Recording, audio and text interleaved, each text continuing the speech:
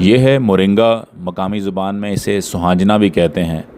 15 foot by 15 foot में ये 12 खड़े दरख्त एक छोटा सा जंगल भी हैं। कई दफ़ा जंगल उगाने के लिए आपको कोई बहुत बड़ी जगह नहीं चाहिए होती। एक छोटा सा इकोसिस्टम बनाने के लिए आप मुख्तसर जगह पर भी इस तरह का 10-15 दरख्त उगाकर एक झुंड बना सकते हैं।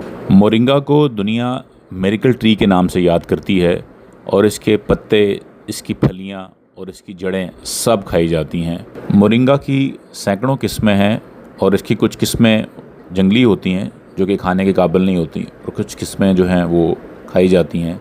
इसके बीजों को भी मुख्तलिफ़ मकासद के लिए इस्तेमाल किया जाता है। इसके बीजों का तेल भी निकाला जाता है और इसके बीजों को पीस कर भी इस्तेमाल किया जाता है। मोरिंगा दुनिया के आसान तरीन और जल्दी बढ़ने वाले दरख्तों में से है। तो अगर आप शजरकारी के शौकीन हैं तो इस मोरिंगा के पौधे को ज़रूर इस्तेमाल करें अपनी शजरकारी की साइट्स पर।